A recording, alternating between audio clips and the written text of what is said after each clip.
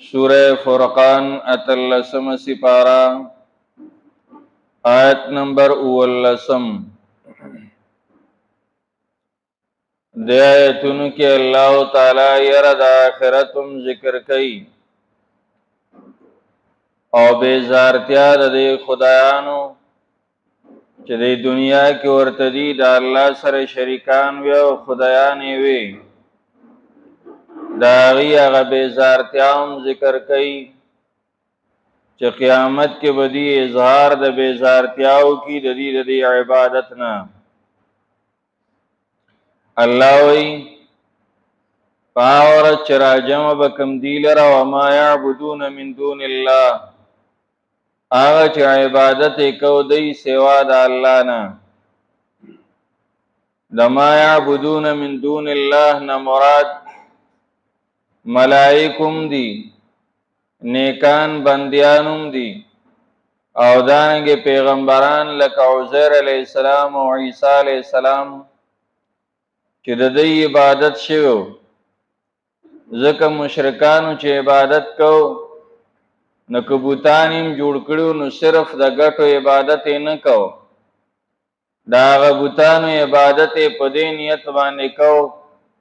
چې دې ته د نیکانو خلکو هغه روحونه راځي او چې مونږ دې عبادت کوو نو هغه روحونه خوشحاليږي او زمونږ سفارشونه الله تعالی ته کوي نو دی عبادت د نیکانو خلقوم کو او دارنګ د پیغمبرانو هم کو قیامت کې بدا ټول راجم شي الله تعالی بر د ملائکه نوم تپوسو کی دغه پیغمبرانو نبوم تپوسو کی انتم ازللتم عبادی هؤلاء تاسو زما دې بندیانو ترا کګلار خولیوا دا دې شرک په لار باندې تاسو روان کړیو تاسو ورته چې راځي زمونږ عبادت کوي ځکه دې مشرکان عقیده هغه داوا چې مونږ ته د نیکانو خلق ویلو چې زمونږ عبادت کوي چې زمونږ عبادت کوي نو مونږ به مسافرش کوو نو الله تعالی وو ته قیامت کې وای انتم ازللتم عبادی تاسو زما دا بندیان خطا کړی ورته ویلو چې زما عبادت کوي ام هم ذل السبیل یا دی په خپل په غلط لار روان دی په خپل په کګلار باندې چې ناغه روان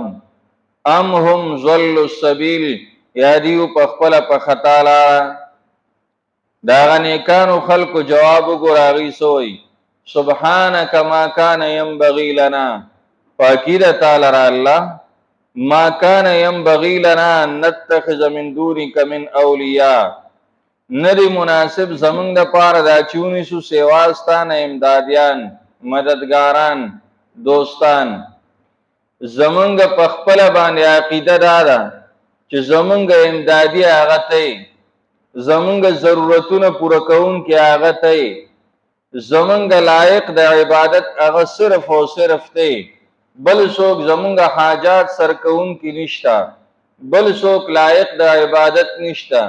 زمنګ خپل عقیده دارا مونږ دا بد غنو چې تا سره د څوک کی صدر جوړ کی او څوک دا وای چې د الله تعالی سره صدر او برخدار شته مونږه بد غنو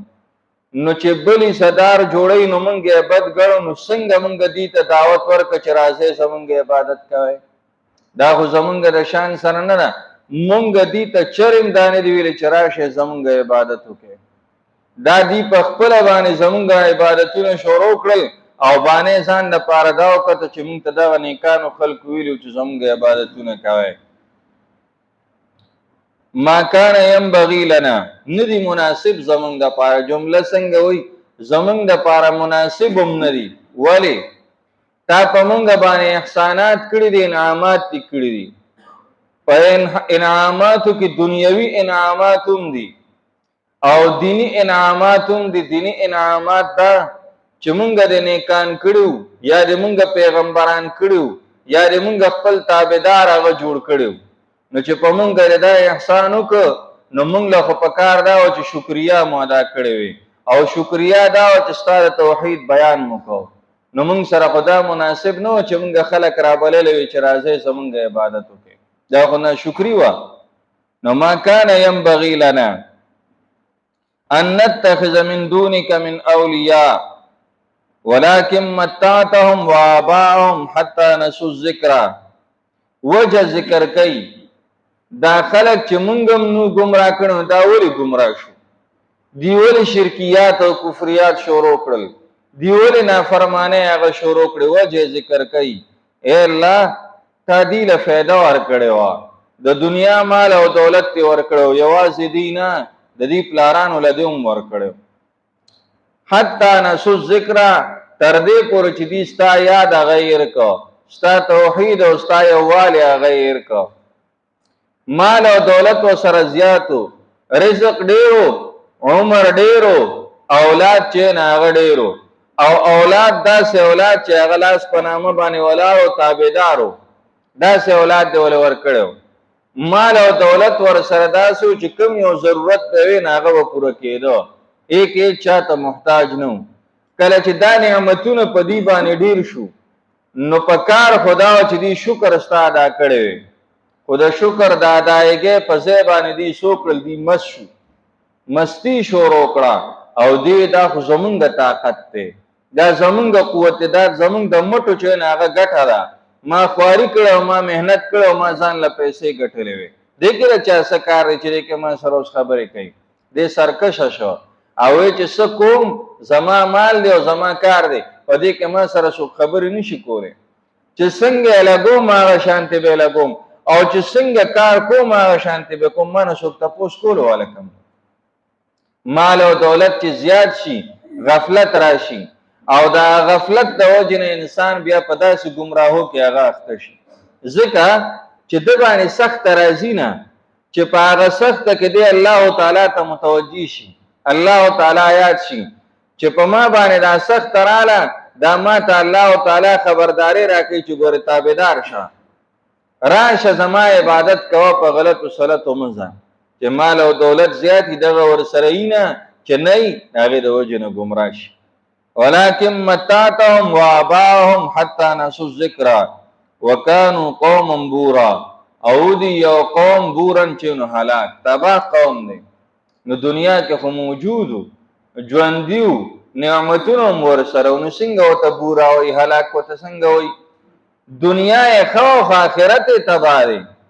آخرت کې ځای چې نه هغه جهنم اور دی، په عذاب کې به چې نه هغه سوځي. نو تباهي د آخرت ته، او اصل تباهي او اصل نجات خو د آخرت دی.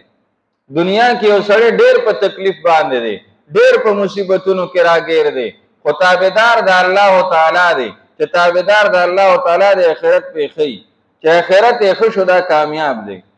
دنیا د یو انسان ډېره ښه ده، لکه وګوره کافرانو ته عمرونه هم ډېر دي، صحتونه هم برابر دي، مال او دولت هم ورسره شته،